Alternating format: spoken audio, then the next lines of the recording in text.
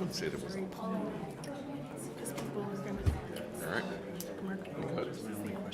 Good to the right. Good. Clerk. Good.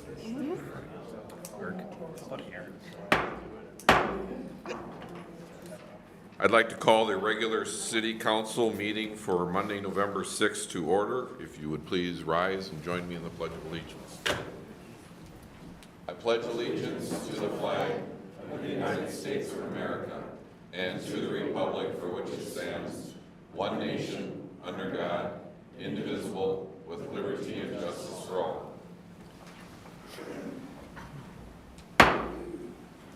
Thank you, everyone. Appreciate those all in the audience today and those online, so welcome. Are there any additions or corrections to the agenda? No, sir. Seeing none, I'll move the agenda. Is there a second? Second. A motion is made on this agenda. All in favor signify by saying aye. Aye. Opposed? The agenda is approved. Tonight, the first item up is an update from Beyond the Yellow Ribbon under presentations, proclamations, and acknowledgments. I'll turn this over to Mr. Martin. Thanks, Mayor, members of the council. Really excited to have the crew, or a portion of the crew from Beyond the Yellow Ribbon here tonight. It was a perfect time to do both a fall update on what they've been up to remind residents and service members and their families of what support is available from our wonderful Beyond the Yellow Ribbon committee. And then also it's certainly a wonderful alliance with Veterans Day this weekend. And so we'd love to invite the crew up to the podium and give just a brief update of what they've been up to and their fundraising efforts, and then a reminder of the services that are available to residents. And just to call out one item in particular, their annual golf tournament in the fall is a big money raiser for them, and they gave a wonderful donation this year to the city of a canine vest, a ballistic vest for a future canine dog that the city will have, and it was just a wonderful moment. So with that, gentlemen, be happy to invite you up to the podium.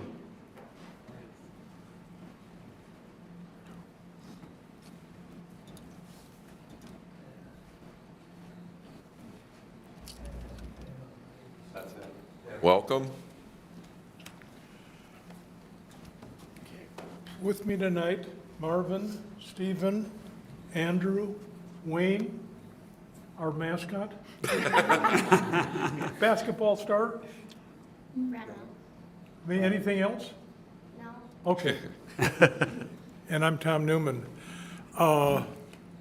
Yes, we did have a successful golf tournament. We've had 4 successful ones, and that allows us to spend a little more money than we would have otherwise. We've taken care of housing repairs, we've paid for rent, auto repairs. This last year, we ended up coming into possession of a vehicle, and we found a single-parent veteran that had lost her car, and we gassed it up, paid for the title transfer, and she was a happy camper, and we were in the used car business for maybe a week, and I'm glad. And it's still going, isn't it? It is. Okay. And, you know, we have a couple fundraisers a year. We end up making most of our money through the golf tournament, but we have a fundraiser at Fireside. yeah, Fireside, but where's the other one? Culver's, yes. And those, Fireside is twice a year. It used to be every month, and with the business kind of slowing down, we just do it. But we get a little money here, a little money there. We let people know. We try to let people know. Marvin and myself go out in the community and ask people if they know what the Yellow Ribbon is about, and we try to end up relieving them of some of their cash. And some of them are very, very generous. But anyway, the money goes to a good cause. It's never easy to end up telling a veteran you don't end up having the resources to help them. So fortunately, we're not in that position. So with that, anybody else? Yeah, I'll just add a few things. So Beyond the Yellow Ribbon is a statewide organization. Rosemount was the second community to form. Within that, we have one singular mission, is to provide support for active duty and veteran military members, and so obviously we serve those within Rosemount. What makes us unique is we're an immediate source of assistance. You can go through County Veteran Service Officer, you can go through grant process. There's any forms of support, they're not going to be immediate. We regularly provide gas cards, food cards. There was a family whose home burned down who had lived in Rosemount for 16 years. They just moved to Farmington, adopted 3 kids, the house burned down. Red Cross showed up the first day, provided $500. They literally had the clothes on their back. We were there providing additional funding and support throughout. We did a fundraiser for them. So what makes us unique is immediate source of assistance. Now, within the city of Rosemount, police officers, first responders, firemen, they all carry a resource card. And it begins with suicide prevention, and it makes its way down. At the bottom of the list is Rosemount Beyond the Yellow Ribbon. So our job is here to support veterans, active service duty, and to be that immediate source of assistance. And So- I think, as Logan said before, that this is only about a quarter of the people that regularly attend our meeting. And for our golf outing, we had like 40 volunteers. And without them, it just wouldn't work. And so if anyone was so inclined, wanted to contact you either for assistance or for donations, how can they do that? Yeah, Rosemount's Beyond the Yellow Ribbon.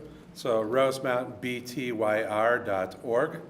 And there's information about our organization. They can click to volunteer. They'll see every activity that we have. Next week, we're shopping for Thanksgiving meal for 20 National Guard members. A few weeks later, we're doing the same for Christmas. We're providing 10 to 15 volunteers for heroes and helpers to wrap gifts. There's a lot to volunteer for, and for those who need the assistance, they'll see a means of contacting us as well. Do you have the dates for the fireside? I know the golf tournament was well attended, you had great attendance, but some of the other things that you're doing, is there a way that we can get that message out? Yeah, we'll publish that. We've paused to focus on volunteer activities. For the remainder of the year, when we start the new calendar year, we'll resume some of the fundraising activities as well. Awesome. Now, Fireside is like March and October. Yeah, it'll be in the spring. We do one in spring and fall.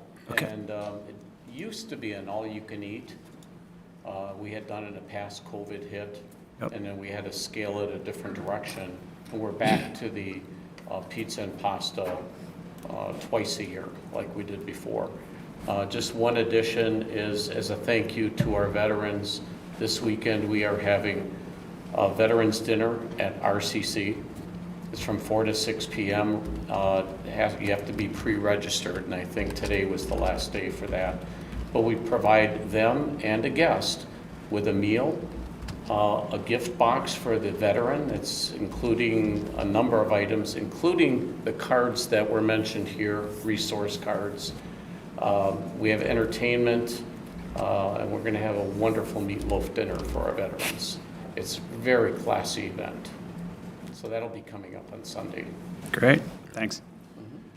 We just wanted to have your group come forward. There's, you do a lot of things kind of behind the scenes, it seems like, and kind of have you kind of step forward and people recognize for all the efforts that you're doing, particularly for our veterans that need that extra assistance. As you say, when they need it, they need it. Right now, that immediate assistance. So with that, well appreciated, all those efforts, and I'll actually lead. I'll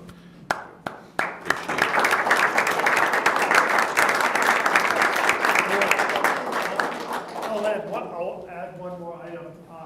Over the last couple of years, we have provided veterans and servicemen in our community lawn care and snow removal.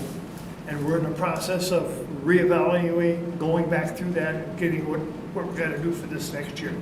So we do that. We don't have an awful lot, but we try to provide them with a contract service to do the lawn care and also the snow removal. Thank you very much. Thank you All for right, coming thank you this all. evening. Thanks. Thanks, Thank guys. you.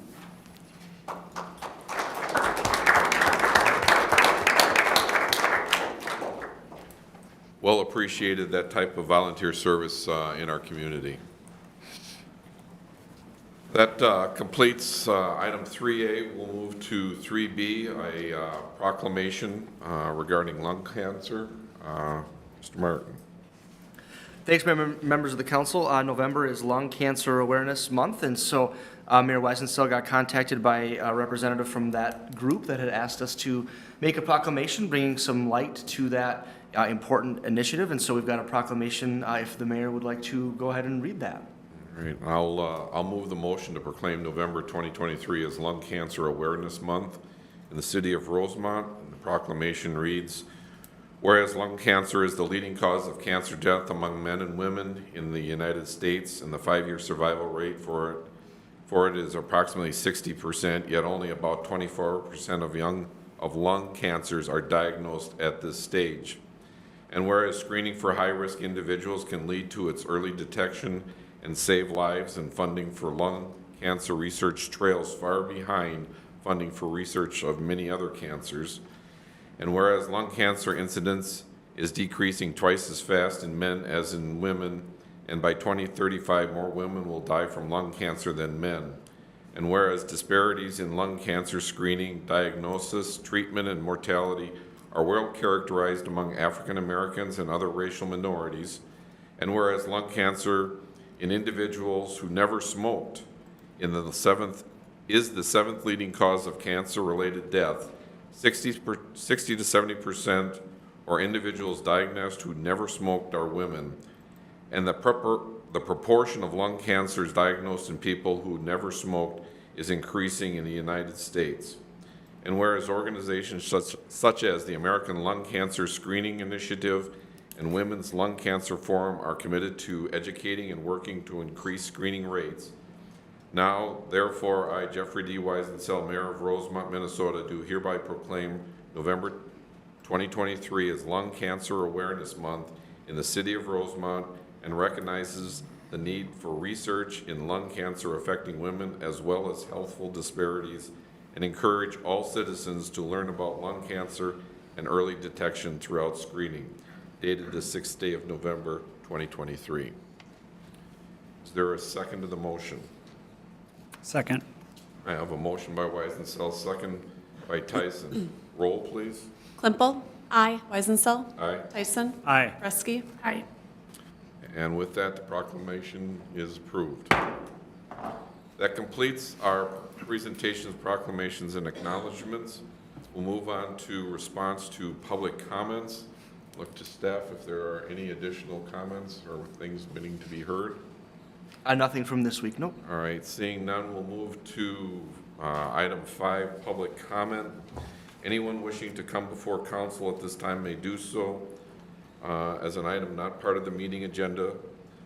Please state your name, address, and your comments. If you could keep the comments under 3 minutes, that's well appreciated.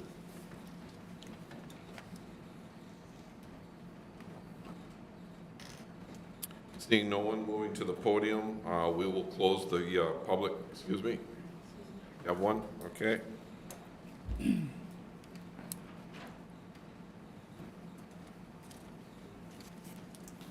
Hi, Mr. Mayor. My name is Kimmy Kiefer, 3245 145th Street West, Rosemount. I just was kind of wondering about, it was brought to my attention that the city of Rosemount drafted an order on October 24th for the Rich Valley East Industrial Development, an alternative urban area wide review, AR. The proposal is a 2.3 million square acre foot data. This is data center. This is a second proposed data center for Rosemount thus far. And the public is invited to comment about this and bring their comments and concerns to, is it pronounced Nemchek? Mr. Nemchek? Nemchek, yes. Yes, before the 27th. And so that's kind of just what I'm here about, is trying to figure out the hazards that may be present with that, with our water sources, whether or not those hazards outweigh the benefits, and whether or not it could be, all these concerns could be presented to us. Okay. And that, the ones that people present to Mr. Nemchek also. Before in that area of time, the 24th through the 27th of, And could you repeat the specific AUAR that was for? Was it Yeah. Rich Valley just a minute, please. Yeah, I think so. Yeah. or the Rosemount Industrial? It's October, it was drafted October 24th for the Rich Valley East Industrial Development. It's I. Yep. Yeah. It's I. Yep. Thank you. Thank you. Yeah, appreciate it.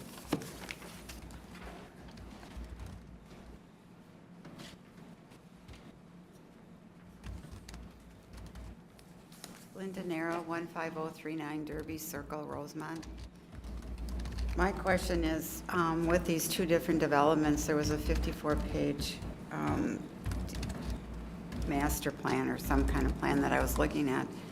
One of them said it's going to be a mixed-use facility, and the second scenario was another data center. So does that mean, is this one you've got, you can't talk about too? The Rich Valley one, can you, do you sign a non-disclosure on that one too, or can you talk about it? Because they're saying that that's a data center, and Meta's talking about a, Bigfoot's going to be a data center. So are we talking about 2 data centers in Rosemount, potentially? Could I turn to staff and maybe be able to provide some clarity regarding Rich Valley? Sure, I can take a start at that, and then Adam can chime in too. Yes, there is a process that got started to research the environmental impacts of what a development could look like, right? And so what these alternative urban area-wide reviews do is they look at a slate of development proposals on a certain parcel to begin the process to research what that could look like. So they list out a couple of development opportunities that could happen. So this is before they've got users, before they've got plans submitted, to then run basically analyses to say, hey, if it was this, here's what would happen. If it's this, here's what would happen in terms of traffic, utilities, things of that nature. So the one you're referencing is a process that got kicked off to study that section of town, which is that parcel east of FedEx, to see what certain development scenarios could look like. That's pretty much it, right? And so that work will happen, the research will go on, and then a report will be given to the city council for Review. approval and review that then establishes some parameters to the development scenarios that occur or could occur on a parcel. Yep.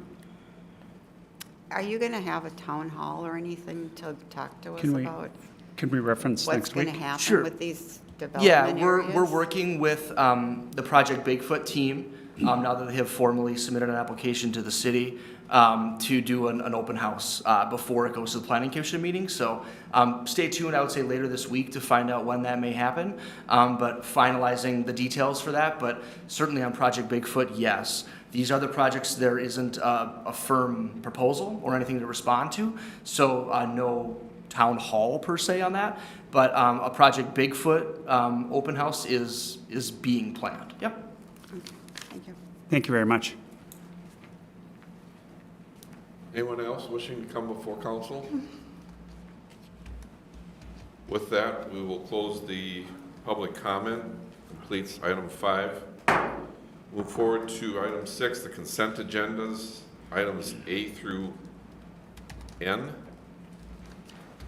Does council, any items council wishes to pull? I'd like to pull items M and I. Yeah. Anything else? I. Aye, okay. Aye also. All right, so with that, would someone like to move the consent agendas, items A through N with I and M pulled? Yeah, I'll make a motion to approve the consent agenda with those 2 items pulled. I'll second. Have a motion and second. Motion by Tyson, second by Fresky. The consent agenda. Roll, please. Weisenthal. Aye. Tyson. Aye. Fresky. Aye. Klimpel. Aye. Consent agendas, items A through N with M and I pulled for further discussion is approved 4-0. First, let's go ahead and we'll pull up M first. Just as a point of consistency, I've been recusing myself from the votes on our election judges for the special election tomorrow, so just wanted to pull that so that I could recuse. All righty. Anyone wish to move the motion for the, I'll make a motion to approve the attached resolution appointing additional election judges for the November 7th, 2023 election. Second. motion by Fresky, second by Tyson. Roll, please. Tyson? Aye. Bresky? Aye. Klimple? Present. Weisenthal? Aye. Motion passes 3-0. We'll move to 6I. Is that right? Yeah. Here we go. Got that one. All right, so this is a motion to adopt a resolution adopting the AUAR for the Rosemount Industrial Study Area. Look to, Thank you, Mr. Mayor, members of the council. This is actually probably well-timed, as it can be also serving as a response to some of the comments we heard from a few residents this evening, as well as the comments provided by Administrator Martin. A little bit of context on an AUAR. So the item that's on the agenda tonight is for recommended adoption of an AUAR for the Rosemount Industrial Scannell property. So let's see if we can get, there we go. So this property is generally located at the northwest corner of 145th and Blaine Avenue. So I just decided to put a map up there just so we're all referencing the correct spot. Some of the things that we continue to hear, and even with the commentary this evening, we have a lot of development happening around town, so it's important to note specifically which project we're talking about, in which context, and at which stage of development it may or may not be in. So again, what we'll be discussing a bit tonight is the summary of the request. And again, the request is the adoption of the final alternative urban area-wide review. I'll refer to it as an AUAR throughout the discussion here this evening, for potential development of the Rosemount Industrial Study Area. Again, the area that is located. This was ordered on June 6th of 2023 in compliance and conformance with the city's comprehensive plan, following Minnesota rules governing AUARs, Minnesota Rule 4410. And the developer proposer is Scannell Properties. They have hired consultant Kimley Horn to prepare, and then the city's consultant WSB has reviewed and processed in accordance with that process along with Minnesota Rules 4410. That was submitted for 30-day comment period on July 18th, 2023 via the Minnesota Environmental Quality Board, otherwise known as the EQB, for comments by jurisdictions that monitor this type of thing, have environmental impacts. So again, this is an environmental review to look at a large possible development that could occur in this area of the community. The final AUAR submitted and prepared for adoption following that 10-day objection period ended on October 17th of 2023. And I have a couple of exhibits here that are pulled directly from the document that is included in the council packet. So this is a reference figure 3 from the AUAR showing what that proposed development scenario could look like.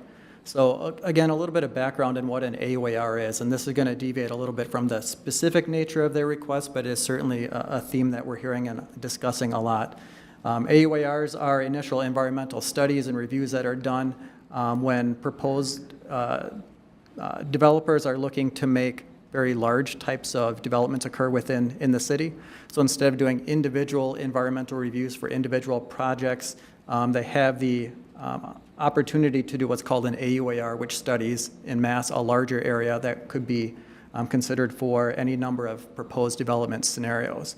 So the development scenario that was proposed as a part of this study area, you can see up on the screen here, and it's also included in the packet, would be for potential up to a 1.4 million square foot industrial building, along with additional stages of 260,000 square feet of industrial development, as noted there. It is important to note, and if you don't look at maps all day, this may be a little hard to find, but what I'd like to illustrate on here is that if you take a look at where this light, see if I can get the mouse to cue up here, if anybody can see this. Yep. Light brown area, this is the edge of the Talamore residential development. This is a map showing the city's 2040 land use plan, showing that the area is generally east And then again over here, this is the FedEx facility that is under construction just east of Highway 52. Here's DCTC. This is areas south of County Road 42. These are all guided in the city's land use plan as business park or BP within that document.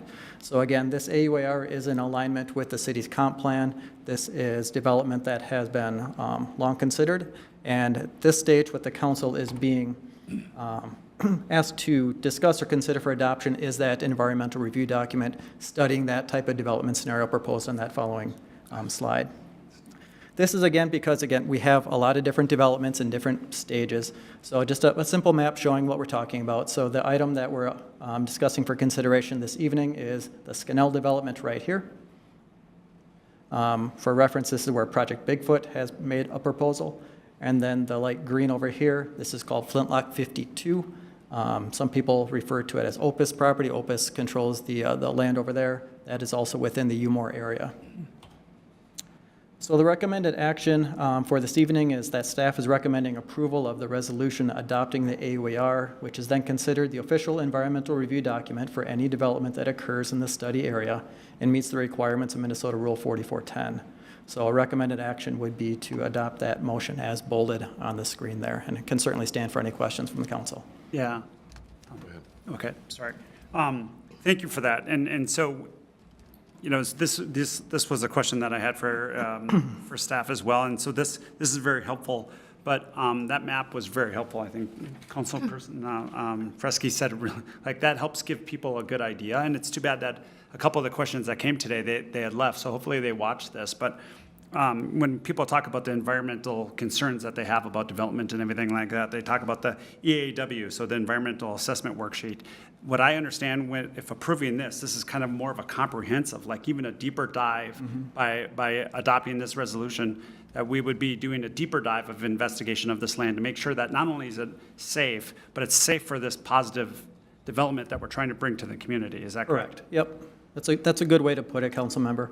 You know, the other thing to think about, excuse me, on that is that this is a document that is reviewed by Minnesota PCA, the Metropolitan Council, Dakota County, any number of agencies that have purview over environmental impacts and concerns. So it's not just something that's submitted, studied for 2 days, and then, you know, here it is in front of the council. It's gone through that lengthy process, which I ran through some of those key dates on the previous slide there. And so once again, so there's many eyes looking at this to make sure that not only is it safe, but it's good for the community and it's ready to take the impact that, you know, any of these numerous opportunities would bring. Correct. Okay, thank you. Other questions or comments?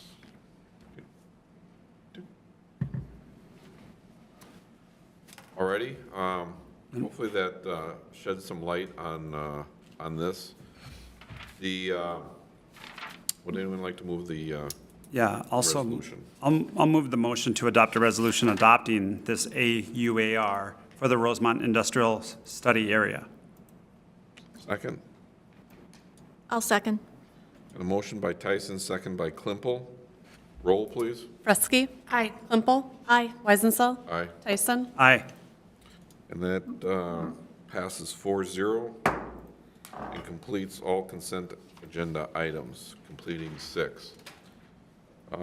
Next item up, there is no public hearings this evening. We have some unfinished business from our previous meeting, lifetime facility change order number 1. Mr. Schultz. All right, Mr. Mayor and council members, this evening we are going to be talking about the lifetime change order number 1. There are a handful of changes that have been required as part of this project. As you will recall, back in May of 2023, we awarded the construction project to a variety of subcontractors, and we are working with Lifetime to oversee the construction of the improvements that are being made out on the site east of town. The first item I wanted to cover on this would be the aquatics, and this is all in your packet. I'm just now noticing it maybe not in the same order as I listed in the executive summary, but for the aquatics, The change there was requested by the Department of Health. It was relating to the design of the pool and the operations of the pool. So that was an increase of a little over $3,000. The next one that is on there is structural.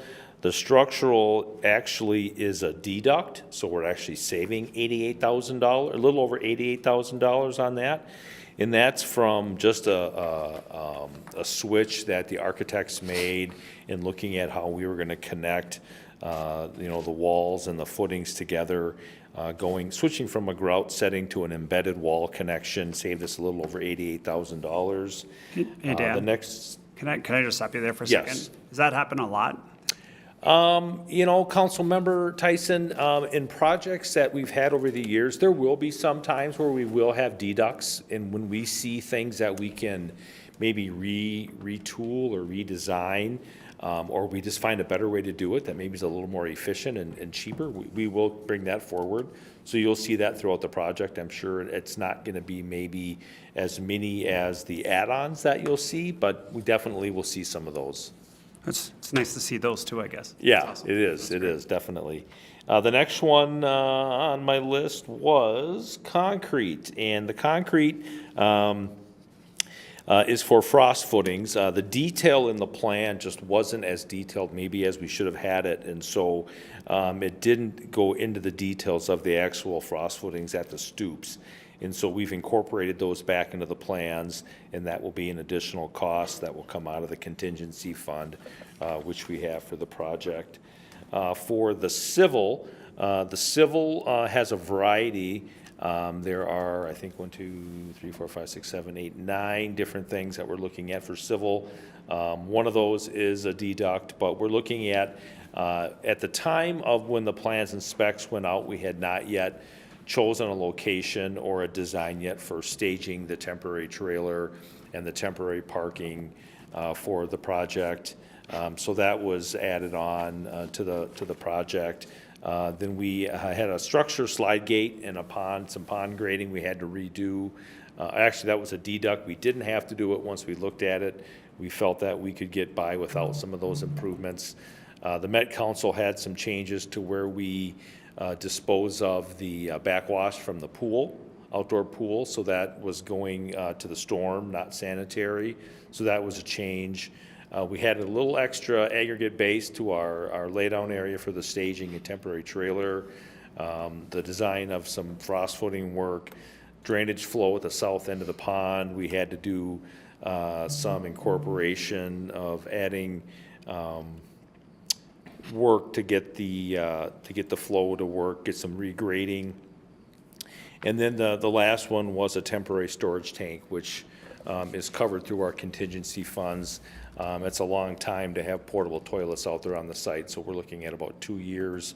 So we're putting in a little over $3,500 storage tank, septic tank at the office trailer for those. And then the last changes that we had for the project were for the HVAC and plumbing. We had some changes, again, requested by the Department of Health in the design and the operations of the pool.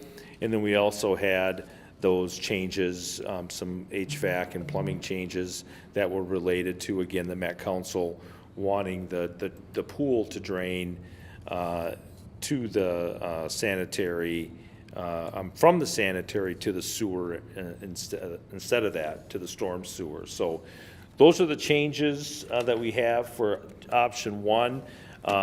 With us tonight is Brent Marlowe. He's an executive project manager with Lifetime.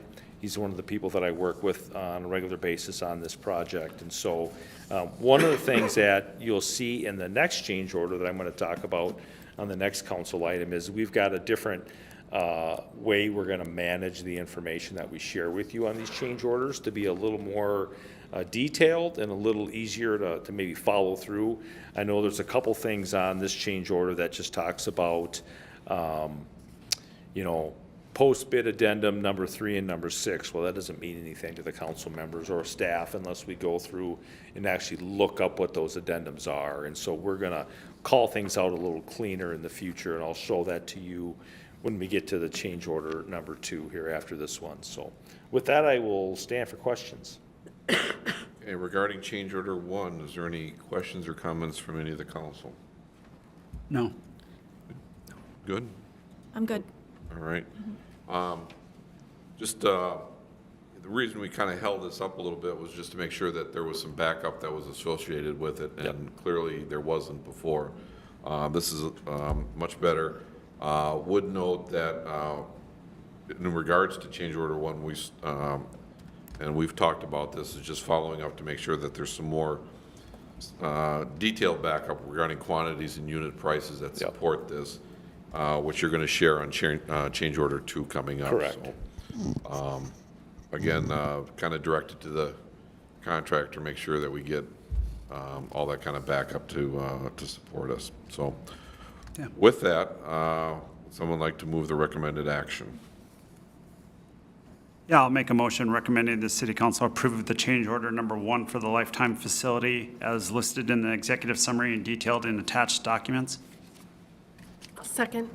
I have a motion by Tyson, second by Fresky. Roll, please. Klimpel. Aye. Weisenthal. Aye. Tyson. Aye. Fresky. Aye. And that completes item 8A with 4-0 approval. We'll move on to new business with Lifetime Facility change order number 2 then. All right, Mr. Mayor and council members, this is the second change order that we've have on this project. This is actually a change order that was requested by the city of Rosemount. We approached Lifetime and the contractors on site to actually extend a sewer line to the east towards Aspen Avenue, which will be a future north-south road on this property. In talking to our city engineer, we felt that it was proactive for us to get out in front of this and make this improvement before starting this road project next year, just so that we weren't having to tear up any curb and gutter or any street work. We felt like getting this done was probably the right thing to do at the right time with having a contractor on site, not paying mobilization costs, things like that. So just to be very clear on this one is not being funded by the Lifetime project. This one is being funded through the city's core trunk stormwater fund. So this is a sewer project that we're just sliding into the Lifetime project to have it done in a timely fashion. If you look at the support data in here, this is the Aspen Avenue Storm System Extension. You can see here that I've been working closely with Chase Norton from Lifetime on putting together the cost estimate, what that does to the total budget, even though, a reminder again, this is not coming out of the Lifetime budget. It's just part of the overall project. You'll see on CC 002, which is on page 751 of your council packet, you can see the description. You can see what the contract was. You can see the additional pipe being requested, the size of pipe, why we're doing it. And then the next page is a signature page. The next page, which would be PCO 017, and this is page 753 of your packet. This is the kind of backup data that we'll be bringing forward on future changes. This is one where it actually shows the materials, the labor, it shows the prime markup, which is normal on any kind of project like this. And then the following page just breaks it all down from the cost of the foreman, the cost of the equipment, the cost of the pipe, using a compactor, the laborer, the loader, the lowboy, and using the class 5 they bring to site. This gives you the details on how much is being generated there for this change order. And then the next two sheets here are just showing where on the site this work is being done, showing a little snippet of the site, and then also, again, shows a photograph of the location through an aerial, along with showing where the pipe will be placed in the ground. So as we come forward with future change orders, we will be looking for this type of detail to share with the city council, so there aren't questions, and it's hopefully clear to the council as to what the request is for the change orders that come forward. We don't, hopefully, we won't be seeing a whole lot more in the way of change orders, but obviously it's a $44, $45 million project. There's a lot that goes into one of these buildings, and so we just want to make sure we get it right when it's all said and done. We want this to be a fantastic facility, and we think it will be. But I think with any kind of construction project, you're going to have some changes along the way, and we just want to make sure that we bring them to you in a clear and concise and very informative manner. So with that, I will stand for questions on the lifetime facility change order number 2. Floor is open to council. I just want to thank you for the detail. It's easy to read and understand what you're doing, so I didn't have any questions. Thank you. I'm good too. I'll echo what Heidi said. I really appreciated the clarity and transparency in this information, so thank you very much. Okay, with that, if there's no other questions or comments, looking for a recommended action. I'll move to approve change order number 2 for the extension of the sewer adjacent to the Lifetime project as listed in the executive summary and detailed in attached documents. I'll second. Got a motion by Klimpel, second by Fresky. Roll, please. Weisenthal. Aye. Tyson. Aye. Fresky. Aye. Plimpel. Aye. That completes 9A with a 4-0 approval. Move on to announcements. City staff updates. Mr. Martin. Thanks, Mayor, members of the council. Maybe just one item tonight. Biggest thing on our mind, obviously, is voting tomorrow. So really looking forward to the day. We're going to get Erin out of here as soon as we can. She's got a big day tomorrow. You approved the final slate of election judges tonight, and so we have 52 election judges that really deserve a shout out. That's a group of people that we could not pull off elections without, and so we really want to thank 52 people for stepping up. Another thing that people often forget, myself included, is absentee voting has been happening since September 22nd, 45 days of voting. We kind of lose track of it around the office sometimes, and Erin had to bang me over the head on Friday to remind me that we've been voting for that long, right? And so this is a big lift for Erin. Just want to publicly shout her out. It's going to be another well-run election. We can already tell because she's extremely prepped and ready, and would encourage folks to be kind and patient when they show up to the booth tomorrow. It should be good and efficient, but you never know, and just realize those are folks that are just stepping up to serve the purposes of democracy. So thanks, Erin and team, for pulling off a great election prematurely. So we know it'll be great. So that's it for me, Mayor. All right, thank you very much. And again, for everyone watching and still remaining here, please get out and take that opportunity to vote. It's important for both our city as well as the school board elections that are going on. So with that, any announcements from any of the council members? Anything to share? I was just going to call out the pumpkin, recycle bit that the staff did. I got there late last night, and both of them were completely full. Both dumpsters are completely full. So kudos to everybody who contributed to that, because that hopefully got a lot of pumpkins off front porches before the snow comes. So that was awesome. I couldn't believe how full those things were. They were packed. Anything? Nothing here. All right. And then we'll move to upcoming community calendar.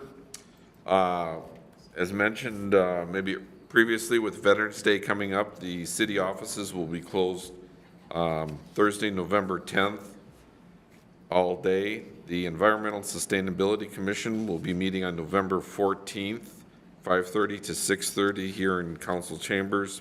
The Youth Commission will be meeting on November 15th from 3:45 to 4:45, and that is at the Steeple Center. Just double checking. Yep, okay. The City Council will hold a special meeting on November 17th at 8 a.m. to 9. That'll be the canvassing action for the election that'll be occurring tomorrow. The Port Authority will be meeting on November 23rd, 6 to 7. Followed by the city council member. We will meet on November 21st from 7 to 8 o'clock in the chambers. So with that, unless there's anything else to come before council, seeing none, I move to adjourn. Is there a second? Second.